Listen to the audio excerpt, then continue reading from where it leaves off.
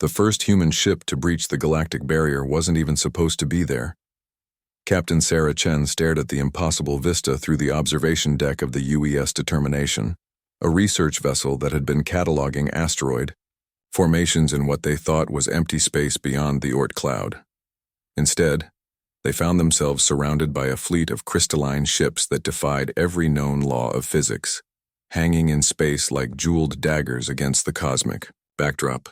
"Captain," Lieutenant Rodriguez called from the communications array, his voice tight with barely controlled panic.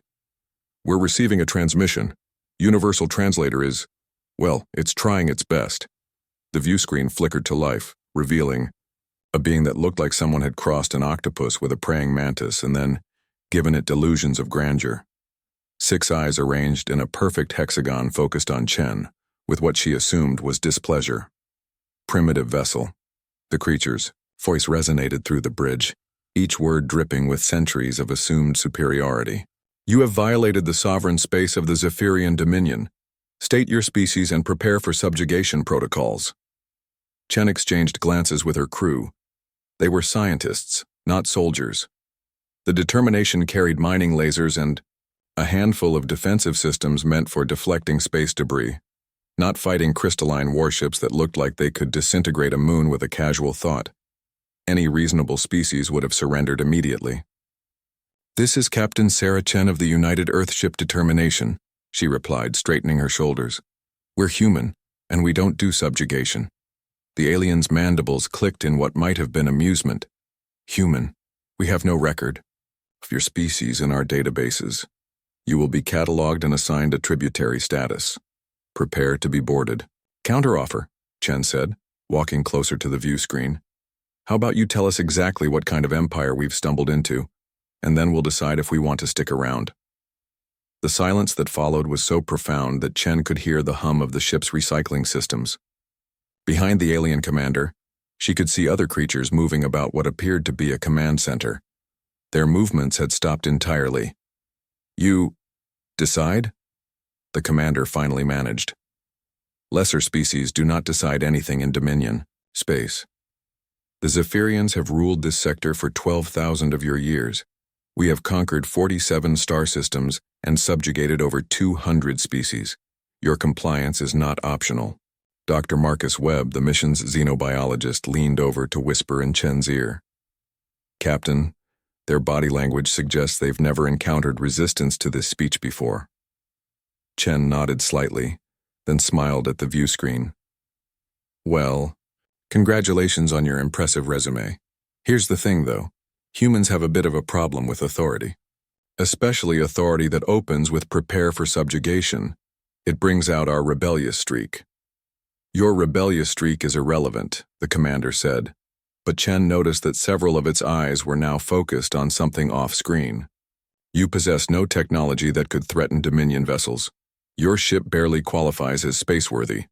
"You're absolutely right," Chen agreed cheerfully. "We're basically flying in a tin can held together with hope and stubbornness. But here's what I think you haven't considered. We didn't know you existed 5 minutes ago, and we're still not backing down. What does that tell you about us?" Commander Kim Park, the ship's tactical officer, was frantically running scans on the alien vessels. She caught Chen's eye and tapped her tablet. 17 ships surrounding them, each one the size of a city block, bristling with weapon systems that their computers couldn't even identify. Chen nodded almost imperceptibly. The odds were impossible. They were outgunned, outnumbered, and completely out of their depth. She turned back to the screen. "I'm going to make this simple for you. We're explorers, not conquerors. We came out here looking for rocks and accidentally found your empire. But if you think we're going to just roll over because you've got the bigger guns, you clearly haven't done your homework on human history." The commander's mandibles clicked rapidly. "You threaten us? With what weapons? What allies?" "With what we are," Chen replied. "Every species you've conquered probably saw your ships and thought about how much firepower you had, how hopeless resistance would be. Humans see impossible odds and think about how to make them slightly less impossible. We've been doing it since we figured out how to make fire." She gestured to her crew, who, despite their fear, stood straighter.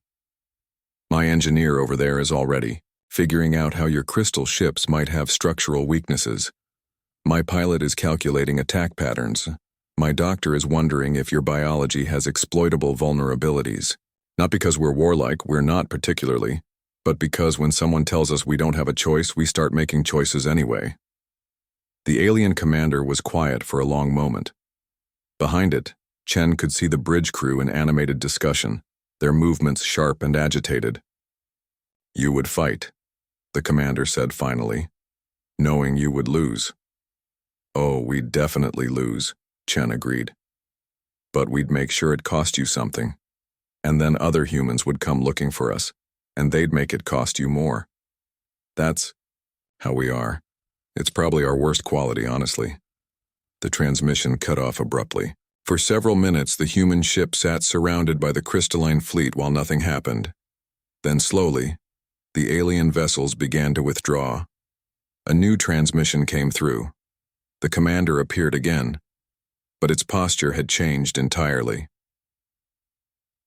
The Dominion Council wishes to discuss terms of mutual non-aggression with the human territories, it said carefully. Perhaps we could arrange a formal diplomatic meeting, Chen smiled. Now that sounds reasonable. But I should probably mention, we don't actually have territories. We just have Earth and a few research stations. You might have accidentally invaded the galaxy's smallest spacefaring civilization. The commander's eyes widened. You are alone? One world? Just one world of humans who don't like being told what to do, Chen confirmed. Still interested in that diplomatic meeting? The silence stretched on until Chen thought the transmission had failed. Then the commander's mandibles clicked in what she was learning to recognize as their equivalent of nervous laughter. The council will be very interested indeed, it said. As the crystalline ships disappeared into hyperspace, Lieutenant Rodriguez turned to his captain. Ma'am, what just happened? Chen settled back into her command chair, watching the normal starfield return to their view screen. I think we just accidentally conquered a galactic empire by being ourselves, Rodriguez. Make a note in the log. Humanity's first contact went about as well as expected. The UES determination turned toward home, carrying news that would change everything. Behind them, the Zephyrian Dominion began the complex process of figuring out how to negotiate with a species that had somehow made surrender sound like a threat.